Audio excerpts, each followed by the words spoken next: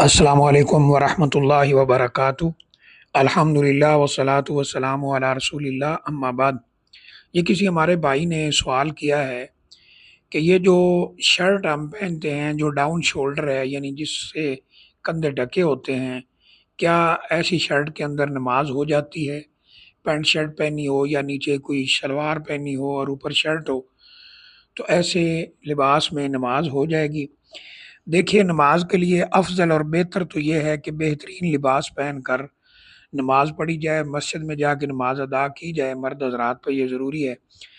अल्लाह ताला ने कुरान मजीद में फ़रमाया है, खुज़ू ज़ीनतकुम इंदा कुल्ली मस्जिद। मस्जिद के पास अपने बेहतरीन लिबास जो है उससे ज़ीनत इख्तियार करो। तो असल बात यही है कि बेहतरीन लिबास हो। लेकिन अगर कोई पैंट शर्ट इस तरह की पहनी हो जो बहुत ज़्यादा जिस्म पर टाइट ना हो, क्योंकि बिल्कुल टाइट कपड़ा पहनना ये मर्दों के लिए भी मना है, औरतों के लिए भी मना है। लिबास सातर होना चाहिए, बावकार लिबास होना चाहिए।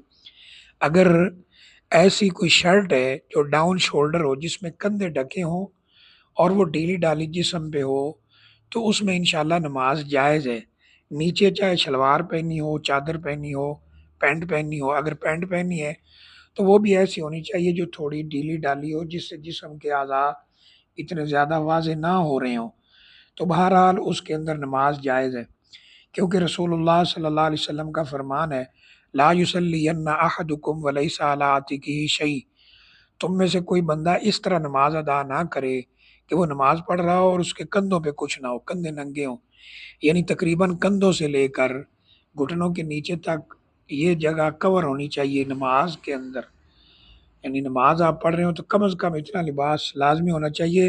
वैसे तो असल बात ये है, जैसे मैंने अर्ज़ कर दिया है, कि नमाज के लिए बेहतरीन लिबास जो है वो होना चाहिए।